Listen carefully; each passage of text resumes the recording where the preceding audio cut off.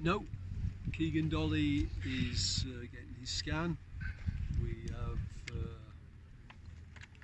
Lars is on camp, but he won't be taking part this morning because he arrived at 7 o'clock this morning.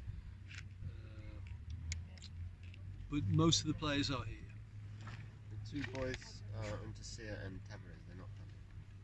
Those, for the moment, are out of the question. We were a little bit led to believe it could go quicker than it actually can. So they're back in the loop, and they're not in my thoughts at the moment. What's the hold up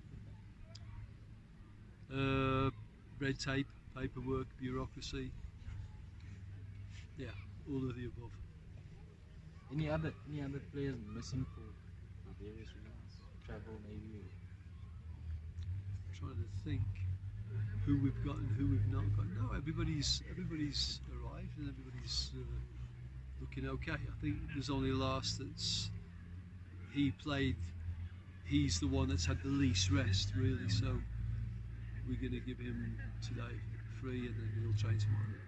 Have you had any updates on the schedule in terms of confirmed friendlies that you're going to play? I wish I could tell you I had, but I haven't.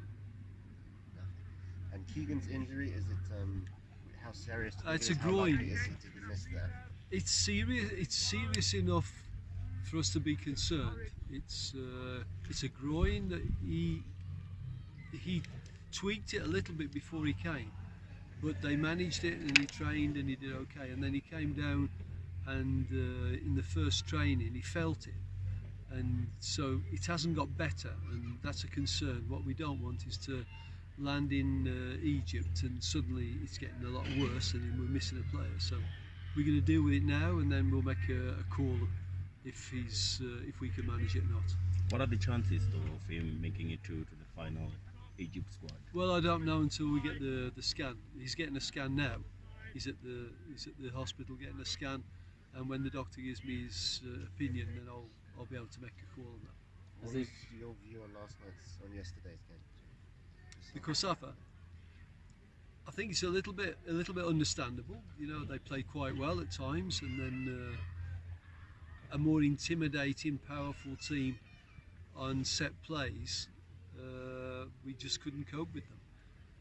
I think it's understandable. David thought the lads tired towards the end, but I thought that's more because we threw together a few players and tested a few, and the structure disintegrated a little bit in the second half, and that's why we probably worked a little bit harder than we should have done. But when I was down there, some of the players they looked interesting, and it was at times it looked quite good. But I think David's got an opportunity to put down a tighter structure, and also they can do some work on things like set plays. Coach, having dealt with South African players for the last decade or so on club and national level, do you maybe see some psychological problems when it comes to closing or managing the game towards the end? Because yesterday could have just been managed properly and then 1-2-1 or even 2-0. I don't like generalising too much, but I think, you know, we live in the country that we live in, and the culture of the country and the way things are done in the country. Of course, that affects the thinking of footballers, you know. So, whereas a Swedish player, logical thinking, will have no problem killing a game, he will have a problem being creative. We've probably got the opposite problem. We've got no problem being creative, but to logical think and to do negative things is probably not in our nature as much. So we have to address that as coaches, and maybe the lads could have done a bit better. I think it gets more difficult if you're tired, but with 10 seconds to play and only one corner to defend, it's a shame that we can't just, you know, deal with that. Let's move on to the next round. It's a set plays is one issue that we've always had in this country, and also what you say is not far from the truth. So we do have to deal with it. Absolutely. Coach, every time we take part in a different tournament, it doesn't matter which sporting code, it seems like the whole nation is watching. For instance, now you've got the Proteas, football Banyana this weekend, in about 2 weeks' time the pressure will be on Bafana. How do you then deal with the pressure and ease it up on players that, as much as you've got the whole nation watching, and people will say you are responsible for the happiness of the country, what is it that you then do? Well, I hope I'm not responsible for the happiness of the country. That's a little bit out of my grasp. But I certainly hope that we can do something in Afcon that will make people believe that our football is moving in the right direction, and I hope that will make them happy. Now, for me, the pressure is there all the time. You know, it's not just there because someone says, you know, you have to make the nation happy, or you know, there are eyes watching it. That's I live with that all my life. I'm a professional. The players, they have got to perform, and they have to make a friend of the fact that maybe we won't be perfect today. Maybe I'll have to dig this game out. Maybe I've got to do things that I've never done before. But for me, that's a challenge. That's not a problem. So I'll be asking the players to meet that challenge, and I'll be asking them to put away all the chit chat and all the hype, and get down to enjoying the game and enjoying working and enjoying being a team. So I think the more we concentrate on that, the less we concentrate on to a degree, the things that we can't really affect. If someone's happy or not, I can't affect that. You know, we won 6-0, but I read in one of the papers that they said we're losing against Seychelles, we're losing our identity. You know, I can't affect things like that. So we'll just try and affect the performance. Coach, this is the first Afcon that's been played in June. If you can just maybe put on your football fan hat on and just put Bafana aside, Yeah. what do you think how do you think the players will react to this one, you know, coming from a long 9 months of football and now Yeah. going to a continental showpiece? Yeah, it's certainly different. It's certainly a different scenario for them. I think in a way, as a player, I would prefer it this way.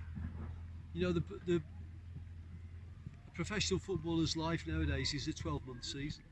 You can't switch off. You know, they've played Champions League now in Europe, and then in a few weeks' time they'll be going on a trip to Australia or somewhere to play pre-season friendlies. I think even if you were free, you would have to train. The same as I'm hoping that our lads have been training, the ones that have had 1 week or 2 weeks or 3 weeks. So I think this is, in the future, this will be a better solution. But I think we've got to get used to the fact that we don't switch off now. You can go down a little bit, and you can come down from that real battle-ready state, but you can't come down like we used to, go to Mozambique for a holiday for 3 weeks and lie on the beach and drink beer. That professional doesn't exist anymore. What's your thoughts on the VAR generally? I think once we start to get it to work into the needs of the game, it'll be an asset. But I can agree with people that sometimes it looks a little bit disjointed at the moment. But I think, as with everything, the teething problems we'll get over that. I mean, obviously it's not ideal when you see the CAF Champions League final and it didn't even work. Well, no, that's particularly well. well, no. I would think any 3 weeks before Afcon. any system, it's got to work to be assessed properly, hasn't it? You know. So if we keep on saying that, well, it broke down after 30 minutes or whatever, then there will be serious questions asked about it, I would think. Just on the 20s, coach, there's been a lot of criticism of Coach Thabo in particular. Is there anything that you saw that was positive in the 20s group stage campaign? To start with, the positive thing is that we're going to get, you know, we've got to say that we actually reached the finals.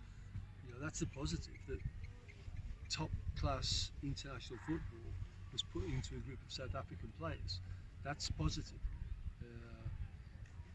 Of course, our feelings are always tainted, especially the media and especially the people out at large. It's always tainted by the result. You know, it's difficult if you lose to spin it in a positive way. We talk about development, and other people are talking about, yeah, but you still lost. You know, that's the way of the world. But I'm sure Tabo's learned something. I'm sure the players have learned something. and in the bigger picture, I'm sure that will help us moving forward. But difficult at the time because people are, and even the players, are depressed because of the results.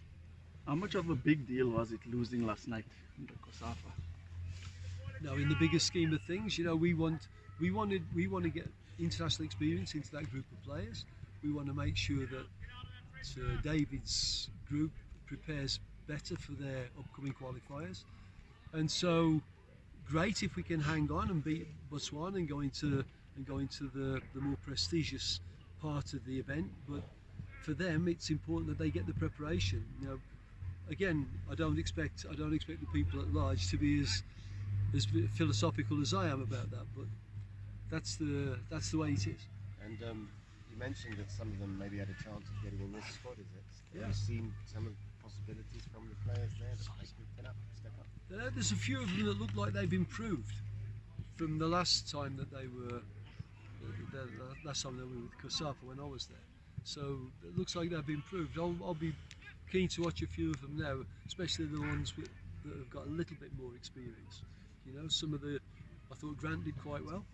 I thought he sort of looked comfortable with that level. So a few of the other ones that we know about, Luther and Tobacco McLean and people like that, we know about them already. So, but I thought Grant was one of the younger ones that did quite nicely. So just as a follow-up question, you mean the door is not closed?